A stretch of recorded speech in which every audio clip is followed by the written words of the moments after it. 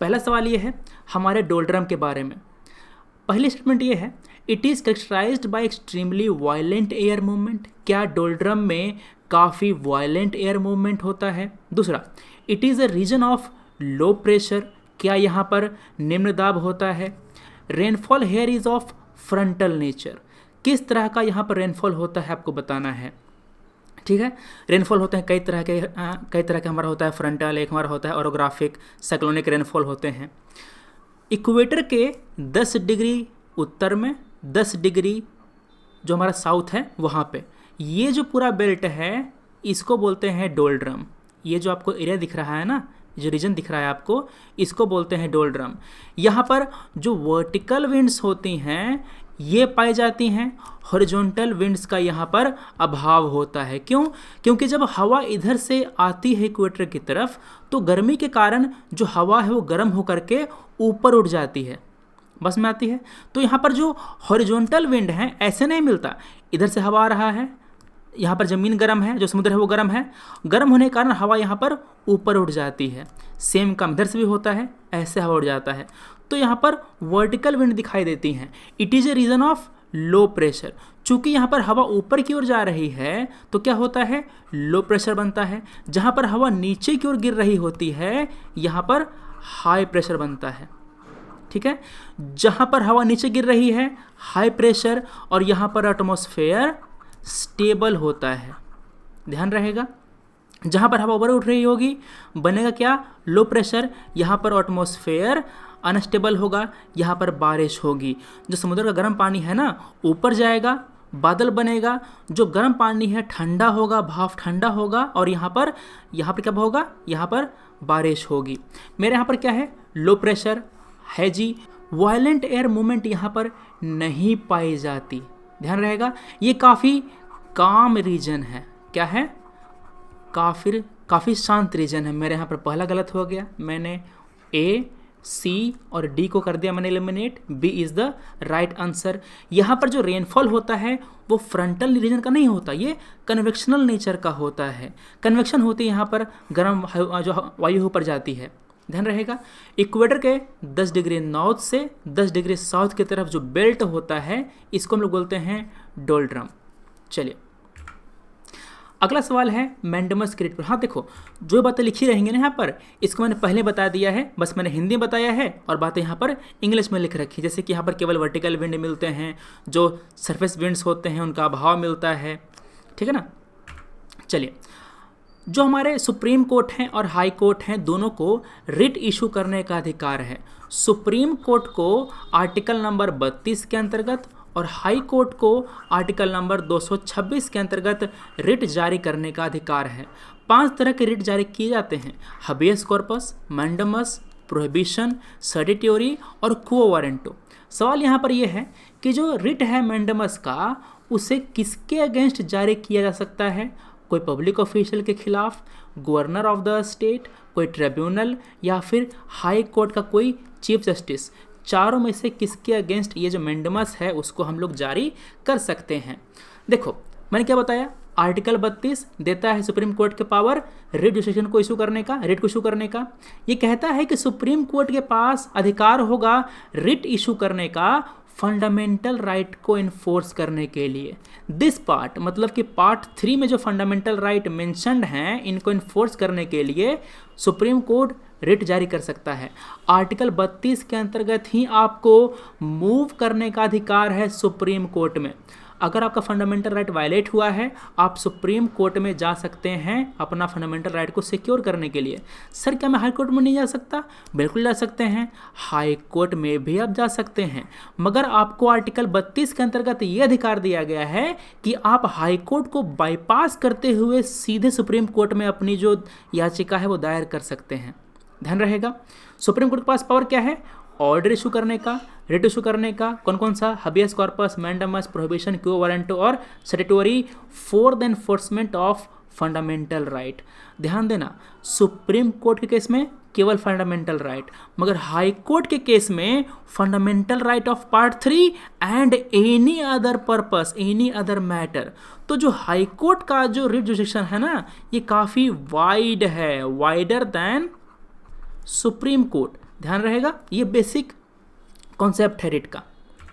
चलिए हम देख रहे थे कि किसके किसके अगेंस्ट ये इशू किया जा सकता है। जो मैंडेमस है इसे इशू किया जाता है किसी कोर्ट के द्वारा, किसी पब्लिक ऑफिशियल को जब वो अपनी ड्यूटी परफॉर्म करने में फेल हो रहा होता है या फेल हो चुका होता है। कोई भी पब्लिक बॉडी, कॉरपोरेशन, कोई भी लोअर कोर्ट, कोई भी ट्राइब्यूनल, कोई भी गवर्नमेंट को रिट हम यहाँ पर जारी कर सकते हैं। तो देखो मेरा पब्लिक ऑफिशियल ये तो है ही, ट्रिब्यूनल ये तो है ही, ठीक है ना, तो इनको हम जारी कर सकते हैं, मगर आप हाई कोर्ट का जो चीफ जस्टिस है इसके अगेंस्ट नहीं जारी कर सकते। मेरे यहाँ पर 4 गलत हो गया। गवर्नर ऑफ अ स्टेट, राष्ट्रपति और गवर्नर के अगेंस्ट भी रिट जारी नहीं किया जा सकता। मेरे यहाँ पर 2 भी गलत है। 1 and 3 is the correct answer. मज़ा आया? चलिए दोस्तों, अगर वीडियो आपको अच्छा लगे तो लाइक कर दीजिएगा।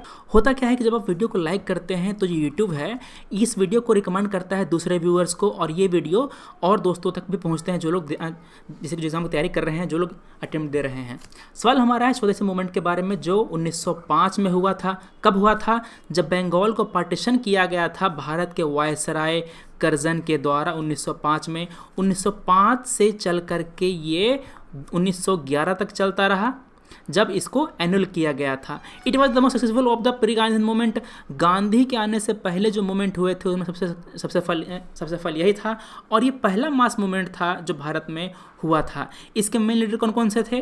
अरविंदो घोष, बाल गंगाधर तिलक, बिपिन चंद्र पाल। इसको हम बोलते हैं लाल बाल पाल। ध्यान रहेगा, लाला लाजपत राय भी थे यहाँ पे। सवाल ये है कि स्वदेशी मूवमेंट के दौरान जो समिति थी इनको बनाया गया था, इनमें कई सारे जो वॉलेंटियर होते थे वो काम करते थे। इनका काम क्या होता था? Training in swadeshi craft, physical and moral training to masses, social work, settlement of dispute through arbitration committee. अगर आपको ऐसा क्वेश्चन दिया रहे, यहाँ पर जो चारों बातें हैं ना, इनमें किसी को भी नकार पाना काफ़ी मुश्किल है। क्या कोई प्रूव कर सकता है कि समिति जो है वो सोशल वर्क नहीं करते थे? है ना? क्या कोई प्रूफ कर सकता है कि डिस्प्यूट को सॉल्व नहीं किया करते थे ये? तो इनको सही करना आसान है, मगर इन चारों को में से किसी एक को भी डिस्प्रूव करना काफ़ी मुश्किल है। अगर आपको प्रीलिम्स में से क्वेश्चन मिले और आपको आंसर ना आता रहे तो आपको डी की तरफ जाना है। जो 100 क्वेश्चन होंगे ना, आपको 100 में 100 नहीं आएगा। आपके पास लिमिटेड नॉलेज होगी, इसी को इस्तेमाल करके आपको सवाल अटेम्प्ट करने हैं। आप देखिए कि जो एग्जामिनर होगा वो कौन से स्टेटमेंट को प्रूव कर सकता है और किसे प्रूव नहीं कर सकता। बस में आती है। आंसर क्या हुआ यहाँ पे मेरा? 1, 2, 3 and 4 आर करेक्ट। जो सदस्य ममता समिति थी SBS था, ये काफ़ी फेमस था। इसे सेटअप किया गया था अश्विनी कुमार दत्त के द्वारा, जो बरिसाल है वहाँ पर। काम क्या होता था? जो मैसेज स्वदेशी का उसको फैलाना, जो ग्रामीण इलाके हैं वहाँ तक। जो मैजिक लैंटर्न लेक्चर है प्रोवाइड करना, उनको पॉलिटिकली अवेयर करना। स्वदेशी क्राफ्ट में उनको जैसे जो ट्रेनिंग है वो देना। जो फिजिकल और मोरल ट्रेनिंग है, एजुकेशन है, वो देना। सोशल वर्क करना और आर्बिट्रेशन कमेटी फॉर्म करना, और जो डिस्प्यूट हैं ग्रामीणों के बीच में उसको सॉल्व करना। आंसर मेरा क्या है? डी। 1, 2, 3 and 4 are correct. अगला हमारा सवाल है कि जो यक्ष और यक्षिणी थे वो किन किन धर्म से संबंधित थे? इनकी पूजा होती थी ब्राह्मणिज्म, बुद्धिज़्म, जैनिज़्म। देखो, जो यक्ष और यक्षिणी की पूजा है वो जैन और ब्राह्मण धर्म के काफ़ी पहले से मौजूद थी। ब्राह्मणिज्म में तो थी ही, और जब बुद्धिज़्म और जो जैनिज़्म आया उसके बाद समाज में जो यक्ष और यक्षिणी की पूजा होती थी ना, उनका इन्फ्लुएंस इन धर्मों पर भी पड़ा। इन धर्मों में भी जो यक्ष यक्षिणी की पूजा थी वो करी जाती थी। 1, 2 and 3 आर करेक्ट। सेम मैंने बताया था लास्ट में कि आखिर आपको पहचानना है कि आप किसे प्रूव कर सकते हैं, किसे आप डिसप्रूव कर सकते हैं। क्या आप कह सकते हैं कि जैनिज़्म में यक्ष यक्षिणी की पूजा नहीं होती थी? इसे डिसप्रूव करना काफ़ी मुश्किल है। हो सकता है कि कोई ऐसा एरिया हो जहाँ पर होता हो पूजा, है ना? जो सवाल फ्रेम कर रहा है आदमी, उसे क्या पता, उसके पास नॉलेज इतनी तो होगी नहीं कि हाँ वो प्रूफ कर दे कि बुद्धिज़्म में नहीं होता था यक्ष यक्षिणी की पूजा। हो सकता है कि कोई ऐसा कंट्री हो, कोई ऐसा जैसे कि नगर हो, कोई ऐसा स्थान हो जहाँ पर पूजा होती हो, है ना? तो ऐसे सवाल करना है आपको। D is the correct answer. 1, 2 and 3 are correct. Buddhism में, जैनिज़्म में और ब्राह्मणिज्म में तीनों में होती थी पूजा। सवाल फ्रेम किया गया है 11th का जो फाइन आर्ट्स है NCERT की, उससे। ध्यान रहेगा। देखिए ये थे यक्ष, ये थे यक्षिणी, ये संबंधित थे जो देखो ये दोनों देवी देवताएं होती थीं जो जंगल के, फर्टिलिटी के, जो पानी के देवता थे ना वो होते थे। इनको कभी कभी जो डेमोनिक मतलब राक्षस के जो रूप होते थे ना उसमें दिखाया जाता था, कुछ विचित्र जैसे कि रूप में उनको प्रदर्शित किया जाता था इन सब यक्ष यक्षिणी को। अगला हमारा सवाल है एग्रीकल्चर एक्सपोर्ट पॉलिसी 2018 के बारे में। ये जो पॉलिसी है इस पर सवाल पूछ सकते हैं आपसे GS 3 में भी। इस पॉलिसी को तैयार करना है, करा देंगे तो करा देंगे भी इस वीडियो में, चिंता मत कीजिए। पूछ रहा है कि क्या एम है इस पॉलिसी का, to overtake USA as the largest agro exporting country in the world. जब भी कोई पॉलिसी बनती है तो उसमें किसी खास कंट्री को टारगेट नहीं किया जाता, मतलब कि उसके अगेंस्ट में कुछ ऐसी बातें नहीं होती। तो जो पॉलिसी है उसको पढ़ेंगे, अगर आप पॉलिसी को अगर आपने एक बार पढ़ा होगा तो आपको पहला पॉइंट नहीं मिलेगा। USA को ओवरटेक करने की बात नहीं करी जाती है। हाँ ये कहा जाता है कि हम फर्स्ट रैंक पे आएंगे, सेकंड रैंक मतलब कि अपना रैंक इंप्रूव करेंगे, इस तरह की बातें होती हैं मोटा मोटी, ठीक है ना, मगर USA को मतलब यहाँ पर जिक्र नहीं आया होगा। क्या ये पॉलिसी डबल करना चाहता है एग्रीकल्चर एक्सपोर्ट को? हाँ जी, अभी हमारा जो एक्सपोर्ट है वो है $37 बिलियन का। इसको हमको करना है कितना बढ़ा करके, $60 बिलियन तक ले जाना है। मेरा 2 है जो सही है, वो भी कब तक, 2022 तक। जो इंडिजीनियस, ऑर्गेनिक और ट्रेडिशनल जो हमारे एग्रीकल्चर एक्सपोर्ट हैं इनको प्रमोट करना भी हमारे इस पॉलिसी का मकसद है। 3 मेरा सही है, 2 and 3 are correct, 1 is incorrect. कब तक बढ़ाना है, 2022 तक बढ़ाना है। कहाँ से कहाँ तक बढ़ाना है, $37 बिलियन जो हमारा अभी है वहाँ से ले जाकर के हमको 60 तक ले जाना है, और हो सके तो हमको $100 बिलियन भी टच करा देना है अगले कुछ सालों में। जो हाई वैल्यू एक्सपोर्ट हैं, जिन एक्सपोर्ट में वैल्यू को काफ़ी ऐड किया गया है उनको हमको बढ़ाना है उनका एक्सपोर्ट, क्योंकि वैल्यू जब ऐड होती है तो हमारा जो मार्जिन होता है वो काफ़ी इम्प्रूव हो जाता है। हमारा जो एक्सपोर्ट बास्केट है इसको डाइवर्सिफाई करना है, डेस्टिनेशन है उसको डाइवर्सिफाई करना है। मतलब क्या है इसका, जो माल हम एक्सपोर्ट करते हैं ना उनकी संख्या बढ़ानी है। मान लो कि हम फार्मिंग में केवल चावल और गेहूं जैसे कि एक्सपोर्ट करते हैं, तो इनके अलावा जो बाकी जो हमारे प्रोड्यूस हैं उनको भी एक्सपोर्ट करना है। जो चीज़ें हम एक्सपोर्ट करते हैं उनका जो टाइप्स है बढ़ाना है, जहाँ जहाँ एक्सपोर्ट करते हैं ना वो बढ़ाना है। फॉर एग्जांपल मान लो कि हम अभी इंपोर्ट करते हैं यूरोप में, जो नॉर्दर्न अमेरिका है वहाँ पे, हमको जो सेंट्रल एशिया का जो कंट्री है वहाँ पे हमें एक्सपोर्ट करना है ना, तो अपने डेस्टिनेशन को बढ़ाना है। अब आते हैं चैलेंजेस पर। ये जो हमारा एक्सपोर्ट पॉलिसी है उसके चैलेंजेस क्या क्या हैं। पहला है कि हमारे यहाँ MSP है, मतलब मिनिमम सपोर्ट प्राइस है। तो फूड प्राइस हमारे यहाँ मतलब उसका दाम ठीक ठाक होता है मार्केट में, तो compete करने में काफ़ी मुश्किल होती है, क्योंकि जो US वगैरह है वो देते हैं अपने किसानों को एक्सपोर्ट सब्सिडी। तो चूंकि उनको एक्सपोर्ट सब्सिडी मिली हुई है तो उनका जो एक्सपोर्ट का जो प्राइस है वो काफ़ी कम होता है, तो ये लोग फ्लड कर देते हैं हमारे खुद के मार्केट को, है ना। तो जो मतलब कि इंटरनेशनल मार्केट है वहाँ पर कमोडिटी प्राइसेस काफ़ी लो होते हैं, हम लोग compete नहीं कर पाते। प्लस काफ़ी सारे और समस्याएं होती हैं, जैसे कि फाइटोसैनिटरी मेजर्स होते हैं, मतलब कि जो होता है ना नॉन टैरिफ बैरियर्स, वो लगा दिए जाते हैं दूसरे कंट्री के द्वारा। वो कहते हैं कि तुम्हारा आम जो है टेढ़ा है, ये सब बातें होती हैं। तो इन सब को सॉल्व करने की ज़रूरत है। ये सब हमारे कुछ चैलेंजेस हैं जो आपको पढ़ना है, वीडियो पॉज करके इनको, ठीक है, पढ़ेंगे तो अच्छा रहेगा, वरना हमारे कुछ MCQs छूट जाएंगे। क्या वे फॉरवर्ड है वो भी मैंने आपको बताया है, इसको बस पढ़ डालिए। अगला हमारा सवाल है होम रूल मूवमेंट के बारे में। ये जो होम रूल मूवमेंट है उसको एनी बेसेंट जी और जो BG तिलक हैं उन्होंने अलग अलग शुरू किया था। दोनों का मकसद सेम था। सवाल यहाँ पर है कि दोनों ने अलग अलग क्यों शुरू किया था। जो तिलक जी हैं इनके जीवनी पर हमने एक वीडियो बनाया है, उसका लिंक मैंने नीचे कमेंट सेक्शन में पिन कर दिया है, उसको देखिएगा। उनके बारे में, उनकी जो पूरी जीवनी है, जीवनी के बारे में, उनके जो कंट्रीब्यूशन है उनके बारे में। क्या कारण था, ideological differences, personal enmity, conflict among their followers to save at least one of the event from authorities repression। देखो उनके जो आइडियोलॉजी थे उसमें उतना ज़्यादा डिफरेंस नहीं था, दोनों स्वराज चाहते थे। पर्सनल एनिमिटी नहीं जी, दोनों में कोई दुश्मनी नहीं थी। कन्फ्लिक्ट एमंग देयर फॉलोअर, ये मेरा करेक्ट आंसर है। जो एनी बेसेंट के जो फॉलोअर थे उनको तिलक जी के फॉलोअर पसंद नहीं करते थे, और जो तिलक जी के फॉलोअर थे वो एनी बेसेंट को पसंद नहीं करती थी। तो मतलब कि यहाँ पर ये समस्या होती थी। तो कन्फ्लिक्ट को रोकने के लिए और जो मूवमेंट है उसको स्विफ्टली चलाने के लिए ये मूवमेंट को अलग अलग लॉन्च किया गया था। इनका जो एरिया था ना वो भी अलग अलग रखा गया था। आंसर क्या है मेरे यहाँ पे? सी है। अगला हमारा सवाल है कि इनमें से कौन सा मोशन पास होने पर जो हाउस है वो डिसॉल्व हो जाएगा। पार्लियामेंट में होते हैं 2 सदन, Lok Sabha lower house, Rajya Sabha upper house. Rajya Sabha होता है हमारा परमानेंट, ये कभी डिसॉल्व नहीं होता। इसके 1/3 मेंबर हर 2 साल पर रिटायर होते हैं और उनकी जगह पर नए मेंबर आते हैं। लोकसभा कार्यकाल कितना होता है? 5 साल का। अगर लोकसभा ने कॉन्फिडेंस, जैसे कि अगर लोकसभा ने नो कॉन्फिडेंस मोशन पास कर दिया तो लोकसभा डिसॉल्व हो जाती है, सरकार गिर जाती है। जो सेंस्योर मोशन और जो प्रिविलेज मोशन होता है ना, ये कैबिनेट मिनिस्टर को मतलब क्रिटिसाइज करने के लिए होता है। इनके पास होने पर जो मतलब कि हाउस है डिसॉल्व नहीं होगा। मेरा यहाँ पर पहला सही है, 1 only is the correct answer. ध्यान रहेगा। जो प्रिविलेज मोशन है किस लिए है? सेंसर करने के लिए जो मिनिस्टर हैं उनको। अगला हमारा सवाल है कि जो कोहिनूर डायमंड है वो किनसे ले लिया गया था? It was taken away from India to Persia during the rule of which Mughal ruler? Bahadur Shah Zafar, Mohammad Shah, Farrukh Siyar, Shah आलम। आपने अगर ओल्ड एनसीईआरटी पढ़ी होगी तो जहाँ पर मोहम्मद शाह का जिक्र है वहाँ पर लिखा गया है कि जो कोहिनूर डायमंड है उसे मोहम्मद शाह से छीना था नादिर शाह ने। मेरा आंसर क्या है यहाँ पे? बी। यह आपको दिख रहा है कोहिनूर डायमंड जो कि यहाँ पर लगा हुआ है, देखो दिख रहा, महारानी के मुकुट के ऊपर में लगा हुआ है।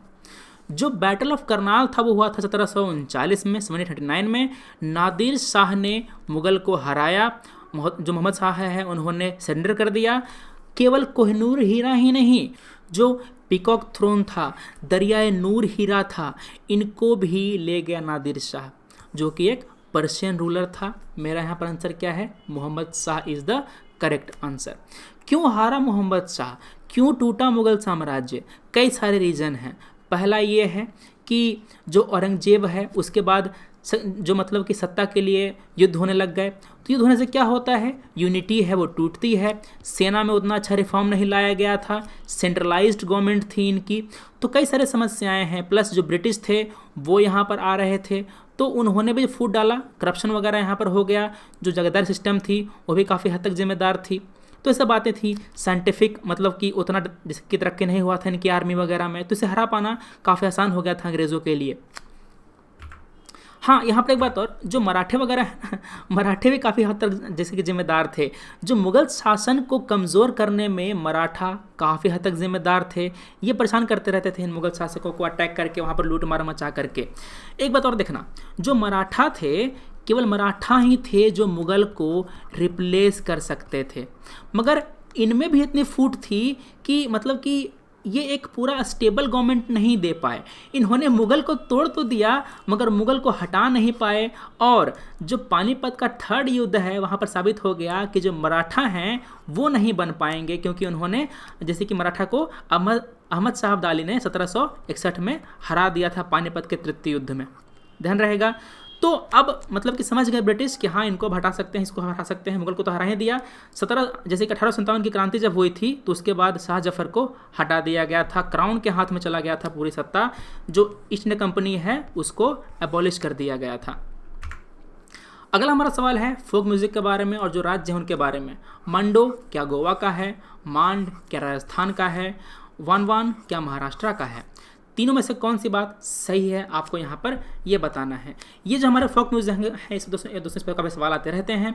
देखो, बिहू गीत आसाम का है, मैंने फोटो यहाँ पर डाल दिया ताकि आपको समझने में, आपको याद रखने में आसानी रहे। फोटो देख लीजिए। बिहू ऐसा होता है यहाँ पर डांस, ठीक है।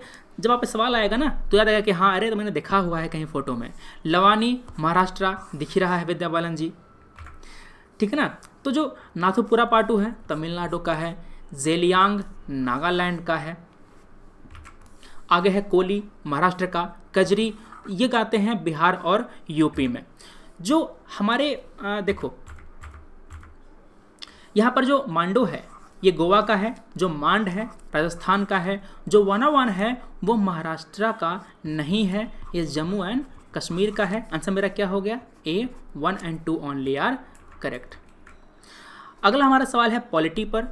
If prime minister of India is from upper house he will not be able to vote in his favour in case of a no confidence motion. No confidence motion को आप पेश कर सकते हैं केवल लोकसभा में, और केवल लोकसभा के मेंबर ही इस पर वोट कर सकते हैं। चूंकि प्रधानमंत्री राज्यसभा के मेंबर हैं तो कैसे वोट करेंगे वो नो कॉन्फिडेंस मोशन के पक्ष में या विपक्ष में, समझ रहे हो बात। तो पीएम नहीं वोट कर सकता अगर वो अपर हाउस का है तो। मेरे यहाँ पर पहला सही है। Any member of council of minister is from upper house, he can not make a statement in the lower house. मंत्री चाहे लोकसभा का हो चाहे राज्यसभा का हो, वो दोनों सदनों में बोल सकता है, भाषण दे सकता है, ध्यान रहेगा। तो कैन नॉट जो लगा दिया हमने यहाँ पर गलत हो गया, मेरे यहाँ पर सेकंड गलत है। A one only is the correct answer, ध्यान रहेगा। चलिए एक बात और, जो काउंसिल ऑफ मिनिस्टर है इसका चीफ कौन होता है, ये होते हैं हमारे प्रधानमंत्री। जो प्रेसिडेंट होते हैं, it will act only on the advice of council of minister headed by PM, ध्यान रहेगा। प्रेसिडेंट केवल काउंसिल ऑफ मिनिस्टर के एडवाइस पर ही काम करेगा। अगला हमारा सवाल है कंपोजिट कल्चर के बारे में। जो टर्म है कहाँ कहाँ मेंशन किया गया है, फंडामेंटल राइट में, डीपीएसपी में, जो हमारा फंडामेंटल ड्यूटी है वहाँ पे। दोस्तों ये जो कंपोजिट कल्चर है वो आपके फंडामेंटल ड्यूटी में मेंशन किया गया है। ये कहाँ है, आर्टिकल 51A। इसमें आपको 11 ड्यूटी मेंशन करी गई हैं। 10 ड्यूटी पहले लिखी गई थी संविधान में, जो आखिरी ड्यूटी है वो बाद में लिखी गई। वो ड्यूटी कौन सी है 11? पहला ड्यूटी है कि आप संविधान का पालन करेंगे, इनके जो आइडियल्स हैं, इंस्टीट्यूशंस हैं, इनकी इज्जत करेंगे। नेशनल फ्लैग और नेशनल एंथम का आप इज्जत करेंगे। जो नोबेल आइडिया हैं हमारे देश के, हमारे फ्रीडम मूवमेंट के, इनको आप फॉलो करेंगे, इनको प्रमोट करेंगे। सोवरेनिटी, यूनिटी और इंटीग्रिटी जो है भारत की, इसको आप बचा कर रखेंगे, इसको आप अक्षुण्ण रखेंगे। जो नेशनल सर्विस है वो प्रोवाइड करेंगे जब जरूरत पड़े तो। हारमोनी को प्रमोट करेंगे आप, जो भाईचारा है बना करके रखेंगे। जो महिलाओं की इज्जत है इसको आप बनाए रखेंगे, इनके जैसे कि इनकी जो डिग्निटी है इसके प्रति कोई आप जैसे कि वैसा काम नहीं करेंगे। जो हमारा रिच हेरिटेज है, हमारा जो कंपोजिट कल्चर है आगे टर्म, इसको आप बचा कर रखेंगे, इसको आप प्रिजर्व करेंगे, ध्यान रहेगा। इसके अलावा आप अपने एनवायरनमेंट को बचाएंगे, साइंटिफिक टेम्पर डेवलप करेंगे, पब्लिक प्रॉपर्टी को बचाएंगे, इसे आप हानि नहीं पहुंचाएंगे। जो वायलेंस है इससे आप दूर रहेंगे, आप एक्सीलेंस की ओर बढ़ेंगे। अपने बच्चे को जो 6 से 14 साल के बीच में हैं उनको एजुकेशन के लिए आप मौका देंगे उनको। ये जो 11th वाला है ना, ये ऐड किया गया था बाद में, बाकी जो थे वो पहले ही हमारे संविधान में लाए गए थे जिस समय इमरजेंसी चल रही थी। जो फंडामेंटल ड्यूटी है इस पर मैंने बना दिया है एक वीडियोज़, कब जिसे कि डाला गया था, क्यों डाला गया था, क्या सिग्निफिकेंस इसका भी लिंक मैंने आपको डिस्क्रिप्शन में दे दूंगा, उसको आप देखिएगा। अगर हमारा सवाल है एफपीआई के बारे में, 3 प्रॉपर्टी दी है, हमने आपको पहचानना है कौन सा सही है। इन्वेस्टमेंट थ्रू एफपीआई, देखो जो फॉरेन इन्वेस्टमेंट होता है 2 तरह का, एक होता है हमारा एफडीआई, दूसरा हमारा होता है एफपीआई। एफपीआई जो होता है इसमें जो स्टॉक्स हैं, बॉन्ड्स वगैरह हैं, ये खरीदे जाते हैं। जो एफडीआई होता है इसमें इतना % तक निवेश करते हैं कि आपका कंपनी में जो मतलब कि एक जो है ना पार्टनरशिप वो आ जाती है, मैनेजमेंट में ये पार्टिसिपेट करने लगते हैं। एफडीआई लॉन्ग टर्म के लिए होता है, एफपीआई भी प्रॉफिट के लिए होता है, मगर इसको प्रॉफिट मिल गया ये वहाँ से निकल जाएगा। तो एफडीआई क्या है, ये इसको हम लोग स्टेबल मानते हैं, एफपीआई को हम उतना स्टेबल नहीं मानते हैं, इसकी स्टेबिलिटी कम होती है, ध्यान रहेगा। तो investment through FPI does not Intel control of the management of the company, क्योंकि आपको मैनेजमेंट कंट्रोल करने के लिए एक सिग्निफिकेंट % चाहिए होता है, आपको जो है ना हिस्सेदारी कंपनी में वो चाहिए होती है। एफपीआई के पास इतनी हिस्सेदारी नहीं होती, मेरा पहला सही है। FPI is the passive holding of security and other financial asset bye foreign firm. जो विदेशी कंपनी है ना वो भारत में आएगा, पैसा लेकर के आएगा। मान लो कि कोई कंपनी है रिलायंस इंडिया लिमिटेड, इनके शेयर्स खरीदेगा, इसके स्टॉक खरीदेगा, है ना। तो जो सिक्योरिटीज़ हैं, इनके जो बॉन्ड्स वगैरह हैं उसमें निवेश करेगा। It is a passive holding, इनमें इनके मैनेजमेंट में इनका कोई पार्टिसिपेशन नहीं होता, सेकंड सही है। Returns in the FPI are in the form of dividend and interest payment. अगर आपने किसी कंपनी का स्टॉक होल्ड करा हुआ है तो कंपनी आपको डिविडेंड देती है। अगर आपने कोई बॉन्ड इशू जैसे कि आपने ले रखा हो तो आपको ब्याज मिलता है। किसमें? बॉन्ड में। मेरा थर्ड सही है, 1, 2 एंड 3 आर करेक्ट। एफपीआई के अंतर्गत आते हैं आपके foreign institutional investors, GDR, ADR और आपके ऑफशोर फंड्स। अगला हमारा सवाल है सिस्मिक गैप के बारे में। ये क्या होता है? Parts of plate boundaries having no volcanic activity, section of plate boundaries that have not ruptured in the recent past, parts of plate boundaries in oceans where tsunami occurs frequently, sections of plate boundary that have ruptured repeatedly in the recent past. Seismic gap वो plate होती हैं, वो sections होते हैं हमारे lithosphere के जहाँ पर काफ़ी समय से जो अर्थक्वेक है वो नहीं आया होता। समझ रहे हो ना? तो चूंकि वहाँ पर अर्थक्वेक नहीं आया है काफ़ी समय से, तो वहाँ पर जो एनर्जी है, एनर्जी स्टोर हो रही होती है। तो अगर एनर्जी स्टोर होगी तो क्या होगा? एनर्जी स्टोर हो रही है तो जब भी अर्थक्वेक आएगा वो बहुत ही ज़्यादा अमाउंट में एनर्जी रिलीज करेगी। जो अर्थक्वेक का जो मैग्नीट्यूड होगा काफ़ी हाई होगा, 7.5 से ऊपर होगा। ध्यान रहेगा। तो सिस्मिक गैप वो रीजन है जहाँ पर रप्चर नहीं हुआ है, जहाँ पर काफ़ी समय से भूकंप नहीं आया है। मेरा आंसर क्या है यहाँ पे? बी है। ऐसा ही एक जो रीजन है वो है इस्तांबुल, जो तुर्की है, और हमारा जो हिमालयन रीजन है वहाँ पे ऐसा कहा जा रहा है कि नेपाल जो है वो खतरे में है, वहाँ पर काफ़ी बड़ी जो मैग्नीट्यूड का जो भूकंप है वो अभी आना बाकी है। क्वेश्चन नंबर 14, हेलीकॉप्टर मनी क्या होता है? Is it direct transferred into people's account by central bank as part of expansionary monetary policy? Monetary policy होती है मोटा मोटी दो तरह का। पहला होता है कॉन्ट्रैक्शनरी, दूसरा होता है एक्सपेंशनरी। अगर हम इकोनॉमी में मनी सप्लाई घटाते हैं तो उसको बोलते हैं कॉन्ट्रैक्शन करना, अगर हम मनी सप्लाई बढ़ाते हैं इसको बोलता है एक्सपेंड करना। ठीक है। दूसरा, investment in an account in an economy by foreign institutional investors. C, transfer payment made by subsidiaries to their parent company, tax avoidance measures issued by MNCs. जो हेलीकॉप्टर मनी है उसके अंतर्गत जो हमारे सेंट्रल बैंक होते हैं वो economy में मनी सप्लाई को बढ़ाते हैं। जब पैसा आएगा पब्लिक के हाथ में तो पब्लिक स्पेंड करना शुरू करेगा, जो इकोनॉमिक एक्टिविटी है वो बढ़ेगा, जो इकोनॉमी का जैसे कि इकोनॉमी में जो डिमांड है वो बढ़ेगी, जो सप्लाई करने के लिए कंपनी है उनकी एक्टिविटी बढ़ेगी, जॉब वगैरह क्रिएट होंगी। तो जो पूरा जो चक्र है इकोनॉमी का वो जैसे कि चलने लग जाएगा। कैसे? जब मनी सप्लाई बढ़ेगी। एक बात और, यहाँ पर जो डिफ्लेशन है उससे भी फाइट कर सकते हैं, मगर यहाँ पर इन्फ्लेशन की ओर हम बढ़ेंगे अगर हमने मनी सप्लाई को बढ़ा दिया तो। ध्यान रहेगा। मेरा आंसर क्या है यहाँ पे? मेरा आंसर है पहला, डायरेक्ट ट्रांसफ़र। ध्यान रहेगा। चलिए, ये जो कॉन्सेप्ट था उसको इंट्रोड्यूस किया गया था 1969 में, मिल्टन फ्राइडमैन हैं उनके द्वारा। अगला हमारा सवाल है लास्ट MTCR के बारे में। MTCR का मेंबर कौन कौन है? Pakistan, China, India. कौन नहीं है ये पूछ रहा है यहाँ पे। तो इंडिया तो बन गया हाल में मेंबर, पाकिस्तान और चाइना MTCR मेंबर नहीं है। आंसर क्या है? 1 and 2, A is the correct answer. MTCR ये चाहता है कि जो प्रोलिफरेशन है मिसाइल का, कंप्लीट रॉकेट सिस्टम का, जो UAVs हैं, इनकी जो टेक्नोलॉजीज़ हैं, इनको रोका जा सके। मतलब कि ये दूसरे देश जो खतरनाक हैं उनके पास ना जाए। ध्यान रहेगा। चूँकि चाइना का जो एक्सपोर्ट पॉलिसी है थोड़ा सा मतलब ओपेक है, प्लस इनका मतलब कि उतना ज़्यादा रिलायबल नहीं है इस पॉलिसी के खिलाफ, जैसे कि इसके रिस्पेक्ट में, इसीलिए चाइना को यहाँ पर इंक्लूड नहीं किया गया है, इंडिया को इंक्लूड किया गया है। पहले इटली जो था ना वो इंडिया की मेंबरशिप ब्लॉक कर रहा था क्योंकि इटली के जो 2 नाविक थे वो भारतीय जेलों में बंद थे। क्या किया इंडिया ने कि इनको छोड़ दिया था। जैसे कि जो मछुआरे थे ना इटालियन, इन्होंने भारतीय मछुआरों पर गोलियां चलाई थी, इसलिए इनको जेल में बंद किया गया था। इनको हमने छोड़ दिया, इटली ने जो ब्लॉकेड है उसको हटा लिया इंडिया पर से, हम मेंबर बन गए MTCR का। 1 and 2 ओनली आर करेक्ट।